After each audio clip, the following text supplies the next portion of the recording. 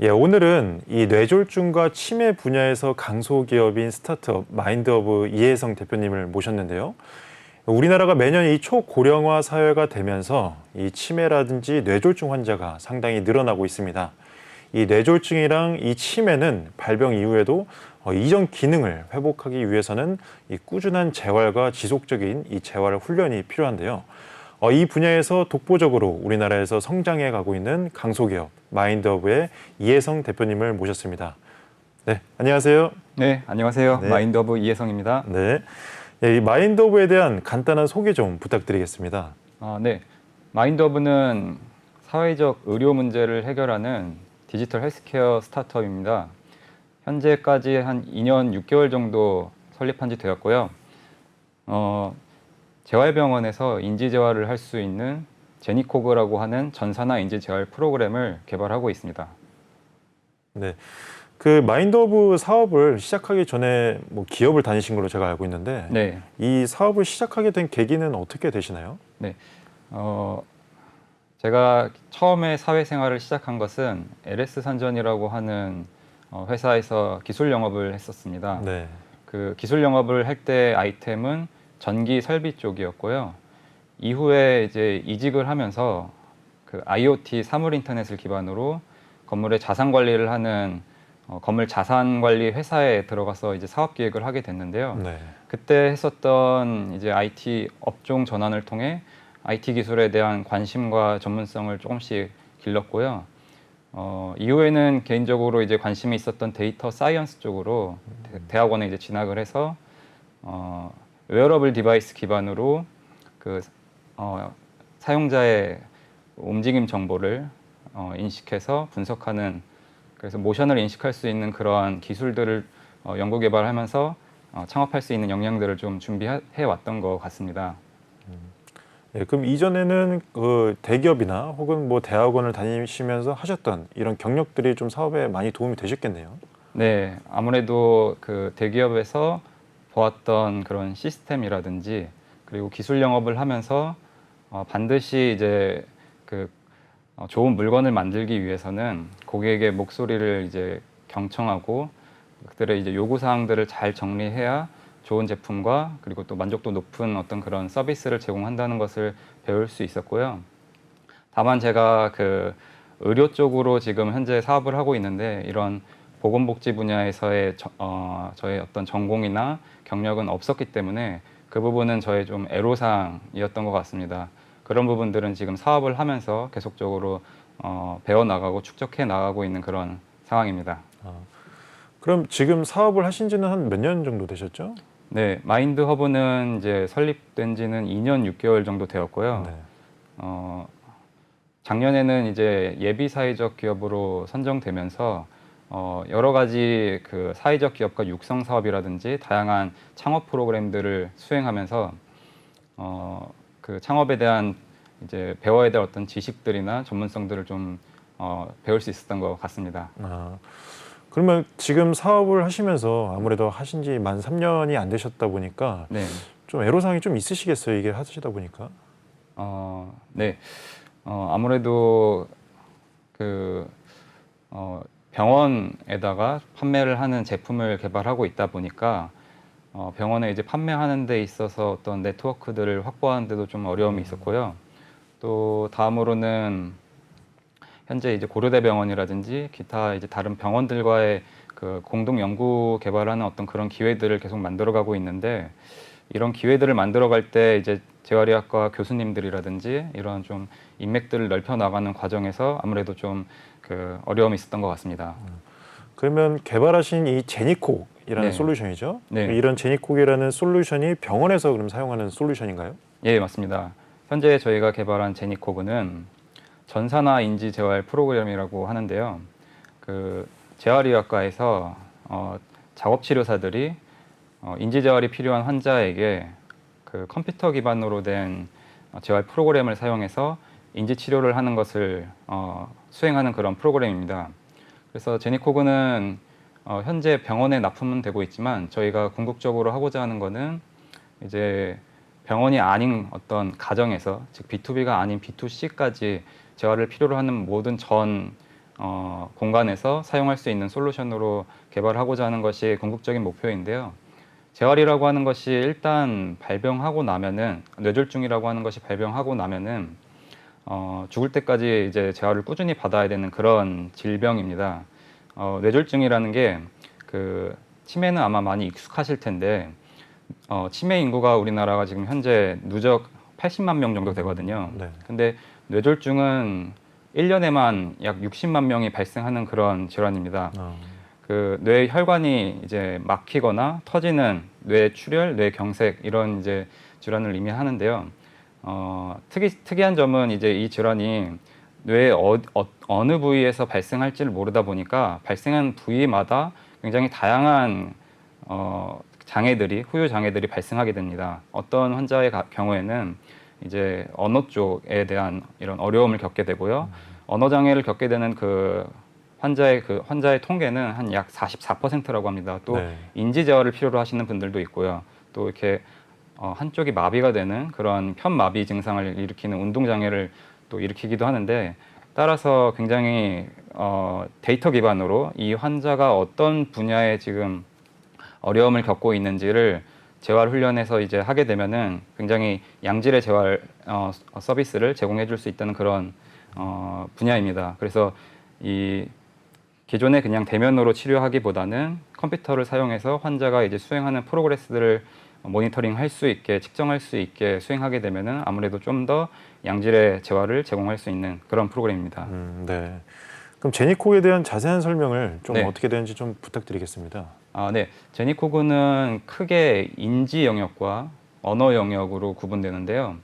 인지 영역으로는 주의력, 그리고 기억력, 집행력이라고 하는 카테고리로 구분하게 되어 있고요. 그리고 언어 재활 영역으로는 이제 청각적 이해력부터 말하기, 쓰기, 읽기 이렇게 총 4가지의 카테고리로 구분되어서 전체적으로 한 8,000개에서 10,000개의 컨텐츠 문제를 확보하고 있습니다. 네.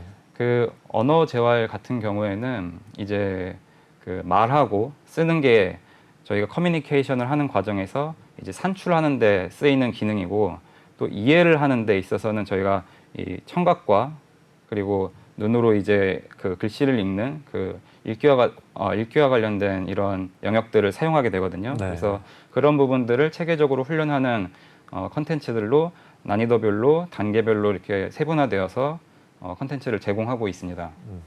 네, 그럼 지금까지 많은 사용자들이 사용을 한 것 같은데 네. 사용자들의 반응은 좀 어떤가요? 네, 사용자는 아무래도 그 환자들이 있을 거고 그리고 실질적으로 병원에서 사용하는 그 사용자로서는 이제 작업치료사들이 대부분 작업치료사들이 사용하는 도구이기 때문에 주로 이제 작업치료사들의 의견과 피드백이 저희 제품을 이제 고도화하는 데 있어서 굉장히 중요한 의견들이었는데요. 그 기존의 제품들 기존의 이제 전산화 인지재활 프로그램들로 공급되고 있는 경쟁 제품들은 네. 그 인지 분야에 좀 많이 특화되어 있다 보니까 그 언어 쪽인 부분에 있어서의 컨텐츠를 비중 있게 다루진 않고 있어서 저희의 그 언어 재활과 관련된 컨텐츠에 있어서 굉장히 좀 차별성을 느끼고 차이점을 느껴서 특별하고 좋다라는 그런 의견들 많이 주셨고요. 네. 그리고 저희가 이제 UX 측면에서도 한 1년여간 그 제품을 고도화하면서 병원에서 이제 주셨던 그런 의견들을 반영해서 그 한 회기가 이제 훈련이 이제 한 30분에서 한 1시간 정도 병원마다 이제 좀 이렇게 다르게 이루어지고 있는데 그 한 회기에 이제 필요한 훈련 문제를 시작과 동시에 이제 그 재활사가 작업 치료사가 세팅할 수 있는 형태로 저희가 좀 개발을 하게 되었는데 그런 부분들도 굉장히 좀 편리하다고 의견을 많이 주었습니다. 네. 그럼 현재까지의 실적이 좀 궁금한데 네. 실적은 어떻게 되는지 좀 말씀 좀 부탁드리겠습니다. 네, 현재 10개 정도의 병원에 저희가 공급을 했고요. 10개 병원 중에서 약 한 25% 정도, 20에서 30% 정도 지금 구매 전환이 이루어지고 있습니다. 그 구매 전환율은 앞으로도 계속 올라갈 것 같은데요. 기본적으로 병원이 이제 어떤 의료기기를 구입하는 데 있어서는 그 한 달여 정도 데모로 이제 시연할 수 있는 그 기간을 제공해야 됩니다. 네. 그래서 저희가 현재 한 한 4월부터 한 5월부터 4월에서 한 5월부터 영업을 시작하게 되었는데 본격적으로 아직 영업을 시작하진 않고 어느 정도 이런 그 카탈로그라든지 동영상 자료라든지 이런 부분들 준비하면서 하다 보니까 한 10개 병원 정도에 이제 공급을 하게 되었는데요. 그런데도 불구하고 이제 굉장히 좀 구매 전환율은 높고 저희가 하반기까지 지금 목표로 하는 병원 개수는 한 100개 처 정도를 목표로 하고 있습니다. 그러면 기존의 경쟁자들은 이 프로그램에 대해서 어떻게 공급을 했었고 네. 마인드허브는 이 부분에서 어떤 부분이 좀 차별성이 있는지 그 부분이 좀 궁금합니다. 네. 그런 비즈니스와 관련된 부분에서도 분명히 좀 큰 차별성을 가지고 있습니다. 네. 저희가 궁극적으로 타겟팅하는 병원들은 이제 대학병원보다는 네. 요양병원 쪽이 될 것 같습니다. 네. 왜냐하면은 이제 뇌졸중 환자가 발병이 되면은 대학병원에서 수술을 받기는 하지만 장기간 동안 이제 재활을 하는데 그 입원을 할 수는 없고요. 네. 그 이후에 이제 장기간 동안 입원을 하게 되는 병원들은 이제 요양병원이 되는데 대학병원은 우리나라에 한 45개 처 정도가 있는데 네. 요양병원의 경우에는 한 1,500여 개 처 정도가 있기 때문에 네. 저희가 이제 타겟으로 하는 병원은 그런 이유에서 이제 요양병원이 됩니다. 그 요양병원은 뭐 잘 아시겠지만 그렇게 수익이 넉넉하게 나오는 그런 환경은 아닙니다. 네. 그래서 그 대학병원과 달리 굉장히 이러한 고가의 프로그램들을 구입하는 데 있어서 제한적일 수밖에 없는데요. 네. 저희는 이러한 점들을 이제 파악하고 고객한테 가장 합리적으로 제품을 제공하기 위해서 종량제 서비스로 판매를 하게 되었고요. 네. 경쟁사들이 이제 대부분 이제 일시불이나 어떤 렌탈 정도로 이제 공급을 하는데 반해서 저희는 굉장히 그 최소한의 초기 세팅을 위한 설치 비용을 받고 설치를 한 다음에 이제 사용한 만큼 이제 시간에 대한 과금을 하는 형태의 종량제를 도입해서 굉장히 그 병원들로부터 합리적인 가격 정책이다라는 그런 의견들을 많이 듣고 있습니다. 그럼 경쟁사는 한 얼마 정도의 설치비나 그런 것들이 드나요? 구매 비용이? 네, 한 보통 평균적으로, 2천만 원 정도에 해당되는 그 제품이 일반적으로 판매가 되고 있고요. 예. 그 가장 그 병원에서 많이 판매되고 있는 제품은 이제 독일에서 수입한 레아컴이라고 하는 제품이 제일 많이 판매되고 있는데 예. 가격은 아마 병원마다 사실은 조금씩 다를 수 있을 것 같습니다. 기본적으로 견적서를 주고 이제 수의 계약을 하는 그런 형태이기 때문에 네. 가격은 조금씩 다르지만 평균적인 가격대는 그 정도로 형성되어 있습니다. 대당 2천만 원 정도인 건가요? 예, 맞습니다. 그럼 마인드허브에서는 한 얼마 정도의 금액이고 네. 종량제 금액은 한 어느 정도 되는지 좀 알 수 있을까요? 네, 현재 저희 가격 정책으로는 초반에 이제 그 태블릿 PC와 이런 거치대를 포함해서 이제 병원에 설치할 때 비용은 약 200만 원 정도 책정을 하고 있고요. 네. 그리고 사용하는 그 시간마다 이제 저희가 과금을 하게 되는데 네. 10분에 이제 1,500원의 과금을 하게 됩니다. 예. 이렇게 된 이유는 병원에서 전산화 인지 치료, 저희 전산화 인지자율 프로그램을 사용해서 전산화 인지 치료를 하게 되면은 비급여 수가이기 때문에 병원마다 가격은 다 다르긴 하지만 평균적으로 한 4만 원 정도 환자에게 이제 비용을 받게 되는데요. 네. 그 4만 원의 약 한 10% 정도를 저희가 책정을 했을 때 합리적이겠다라고 이제 판단을 하였고 그래서 보통 한 30분 정도 치료가 이루어지기 때문에 저희가 10분당 이제 1,500원씩 과금을 하게 되면 한 4,500원이 되고 그게 한 10%로서 병원으로서는 굉장히 합리적이다라는 피드백을 많이 받고 있습니다. 그럼 병원 입장에서는 기존에 대당 2천만 원 내던 거를 거의 10분의 1 가격인 200만 원만 내고 네. 그리고 시간당 과금하는 형태니까 네. 오히려 더 합리적이다라는 평을 많이 받겠네요. 예, 맞습니다. 그래서 기존에 어떤 그 넷플릭스가 나오기 전에 네. 어떤 케이블 방송사에서 영상을 이제 이렇게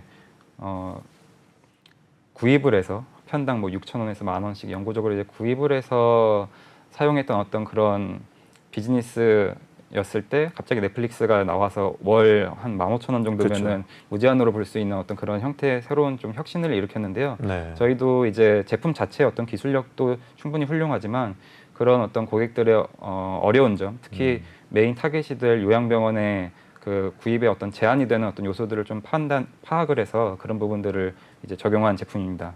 그러면 뭐 재활치료계 넷플릭스라고 해도 과언이 아니겠네요. 네, 그 현재까지는 이제 병원에서 주로 사용하게 되니까 넷플릭스라고 하는 어떤 일종의 플랫폼과는 조금 다른 모습일 수 있지만 이제 조금 시간이 지나서 이것들을 저희가 이제 B2C로도 판매를 하게 되고 그런 경우에는 말 그대로 정말 재활 플랫폼이 되어서 저희가 지속적으로 업데이트하는 양질의 재활 컨텐츠들을 환자분들이 이제 병원이나 아니면은 뭐 가정에서도 손쉽게 사용할 수 있는 그런 플랫폼이 될 것 같습니다.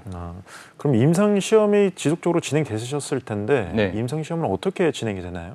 네, 임상 시험은 저희가 고려대병원이랑 이번에 연구 개발을 같이 진행을 하기로 하였고요. 네. 그 F-널스라고 해서 근적외선으로 이제 그 환자에게 머리에 이제 두뇌 쪽에 센서를 착용하게 해서 거기서 헤모글로빈의 이제 농도를 측정하게 되면은 어떤 뇌의 영역이 활성화되었는지를 이제 파악할 수 있는 그런 장비들이 지금 현재 많이 나오고 있습니다. 네. 이제 의공학이 많이 발전하면서 뇌공학이 많이 발전하면서 이런 장비들이 많이 나오는데 저희가 그러한 장비들을 활용해서 고려대병원이랑 같이 이제 임상을 진행하게 되었고 또 그 전에도 이제 많은 병원들 그 저희 제품을 이제 시제품이었던 당시에 작년부터 이제 사용했던 요양병원이나 이제 재활병원들로부터 많은 좀 사용성 데이터들을 받아서 계속 고도화를 진행을 하게 되었습니다.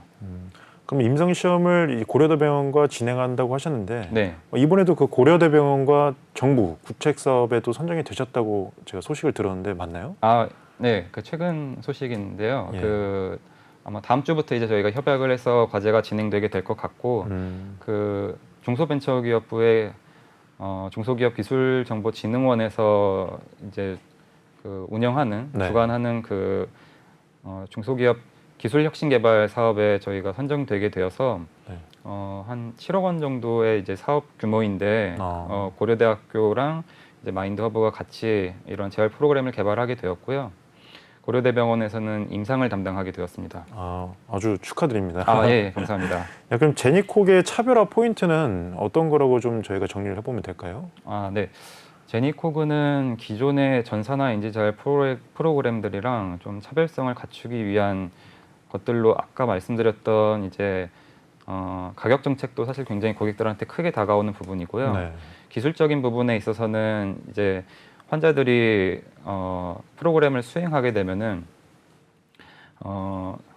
어큐러시라고 하는 이제 정오답 여부, 이 환자가 어떤 문제를 주어졌을 때 이 문제를 맞췄는지 어큐러시 또는 그 처음에 이제 반응하는데 걸렸던 리스폰스 타임 아니면 이제 총 문제를 그 푸는데 걸렸던 이 지속 시간 이런 이제 요소들을 가지고 저희가 이제 데이터를 축적하게 될 건데요. 네. 이 데이터를 가지고 이 환자한테 이제 적합한 문제를 제공할 수 있는 AI 알고리즘을 개발을 하고 있습니다. 네. 현재 이러한 연구 개발을 같이 하기 위해서 가톨릭대학교 인공지능학과랑 MOU를 맺기도 했고요. 또 다른 이제 파트너 회사들과도 좀 계속적으로 이런 부분들에 대한 기술 개발을 위해서 지금 현재 진행을 하고 있는데 하반기 정도에는 어느 정도 이제 환자가 한 10문제에서 한 15문제 정도 네. 한 회차에 이제 문제를 풀고 나서는 그다음부터는 이 환자가 이제 어떤 군집에 속하는 어떤 타입에 속하는 환자인지 클러스터링을 하고 그리고 그 환자한테 맞는 적절한 이제 컨텐츠들을 제공해주는 그런 기능들을 개발하고 있고요. 아무래도 병원이 지금 한 30분 안에 빠르게 이 환자한테 전산화 인지 치료를 해야 되다 보면은 작업 치료사들이 그 환자의 그동안의 어떤 프로그레스를 충분히 이제 파악한 상태에서 이해한 상태에서 그 훈련 문제를 세팅하기에는 좀 시간적으로 여유가 없을 수 있기가 힘듭니다. 네. 그래서 그런 부분들에 대해서 사용자인 이제 작업 치료사들에게 편의를 제공할 수 있는 기능들을 지금 현재 개발하고 있습니다. 그러면 전산화 인지 치료라는 게 네. 이게 좀 말이 좀 어렵다 보니까 네. 그러면 이 태블릿 PC로 이루어진다고 했는데 네. 뭐 가령 예를 들어서 어떤 문제들이 이 환자들이 푸는 유형이 될까요? 네. 앞서 말씀드렸던 어떤 인지 컨텐츠와 네. 언어 재활 컨텐츠로 이제 구성이 되어 있고 그 환자분들은 환자마다 다 특성은 다르겠지만 한 3세부터 한 만 7세까지의 어떤 그 인지 능력을 보이게 되거든요. 네. 그러다 보니까 사실은 굉장히 그 간단한 그런 훈련 문제들부터 시작하게 되어 있습니다. 네.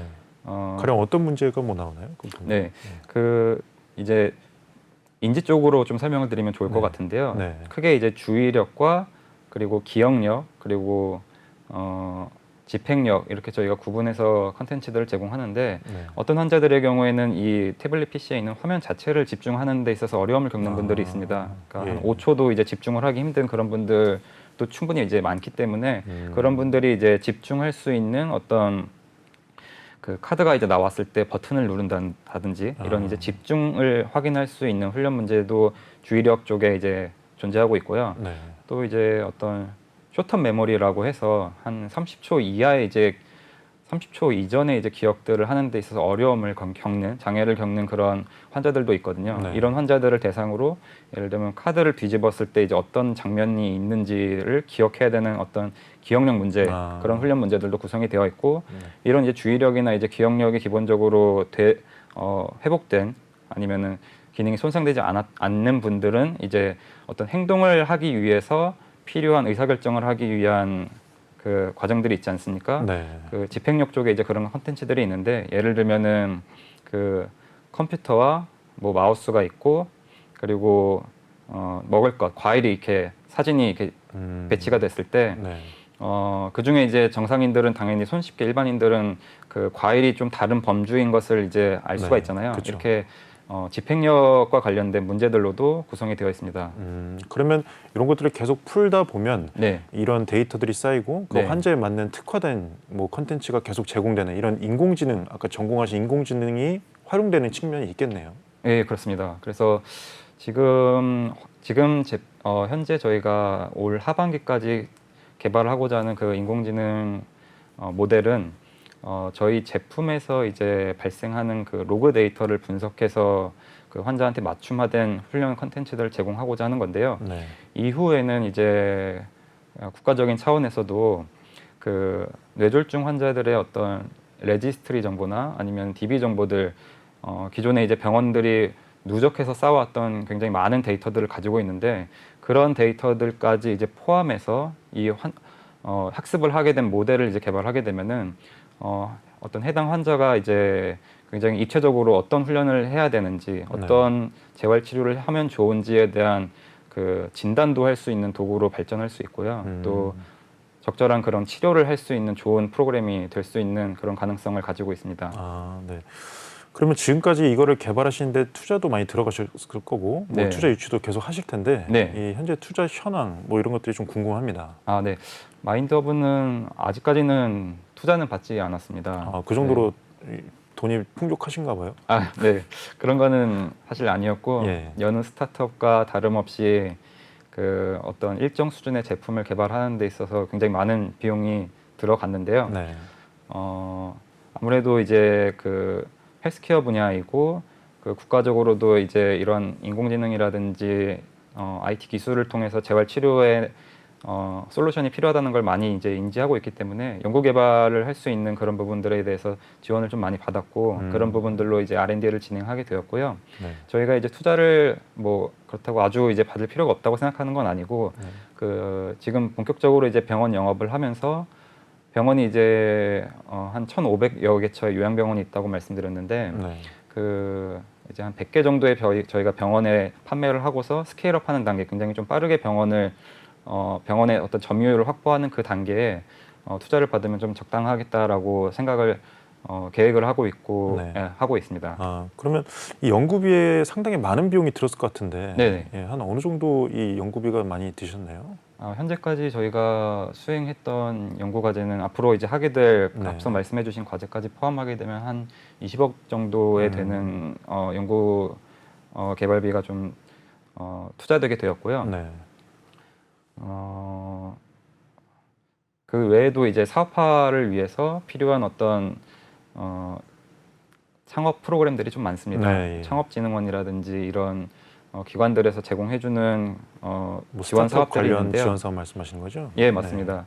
그 중에서도 이제 창업진흥원에서 이제 빅3 창업 패키지라고 하는 지원 사업이 있는데요. 네. 그게 이제 국가에서 우리나라가 이제 정책적으로 좀 추진하고 있는 반도체라든지 아니면은 뭐 자율주행 그리고 인공지능. 바이오 헬스 이런 분야에 이제 집중적으로 투자를 하는 그런 지원 사업인데 네. 그게 이제 아마 작년부터 이제 신설된 그런 프로그램인데 저희가 올해 그게 선정되게 되었습니다. 네. 그래서 사업화를 진행하는 데 있어서 필요한 어떤 마케팅 예산이라든지 이런 것들을 저희가 확보하는 데도 좀 많이 도움이 되었고요. 네. 그 사업은 이제 3년 동안 계속적으로 이제 기업에 필요한 것을 지원해주는 사업이기 때문에 그런 부분들이 좀 사실 많이 도움이 되었습니다.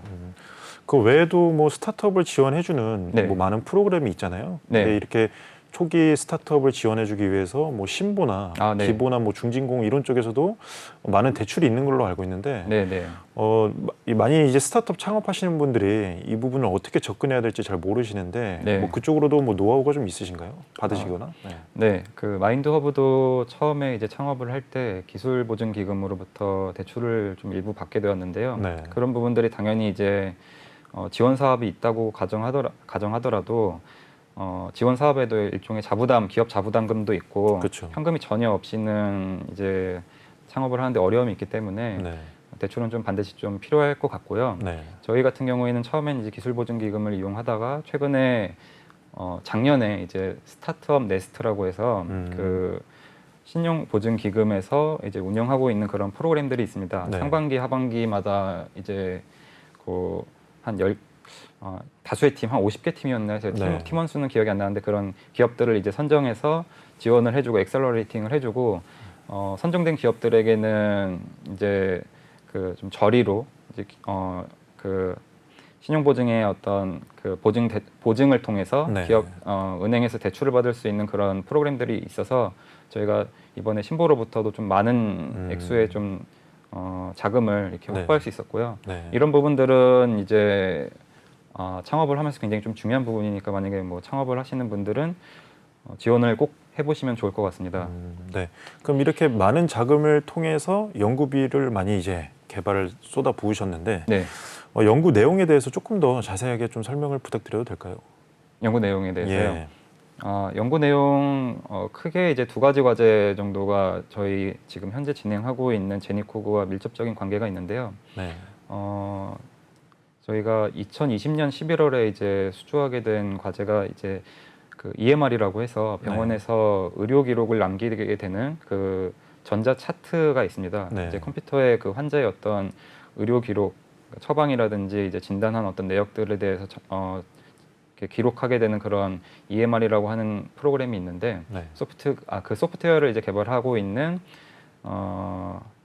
전능 IT라고 하는 회사가 있고요. 그 네. 회사와 이제 컨소시엄을 이루어서 그 EMR과 연동되는 재활 프로그램으로 저희가 지금 연구 개발을 좀 진행을 하고 있고 네.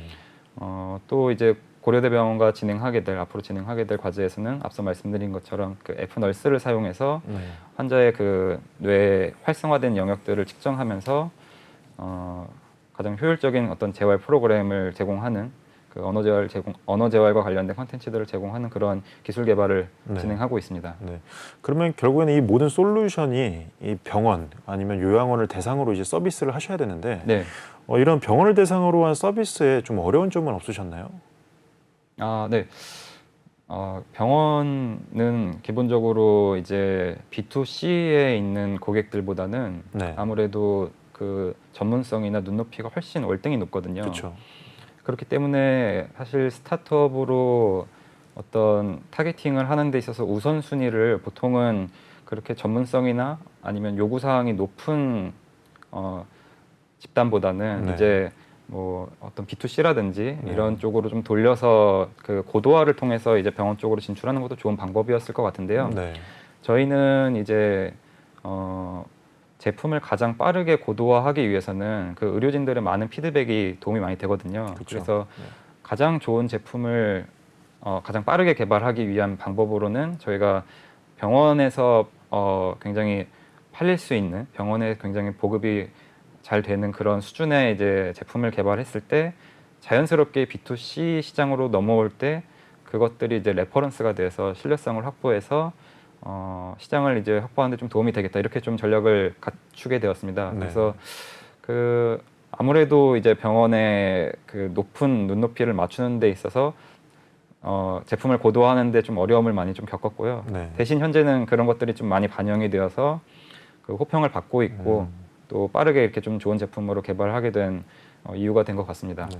그럼 정리하자면 1차적인 타겟은 병원이나 요양병원에서 이제 환자들을 대상으로 네. 하는 게 이제 첫 번째 타겟이고, 네, 요거를 넘어서서 그 다음에 이 B2C 누구나 가정에서도 이 치매 질환이나 뇌졸중 질환이 있으면 이렇게 재활 훈련을 할 수 있는 게 이 B2C 시장으로 넘어가는 게 목표겠네요. 예, 맞습니다. 네.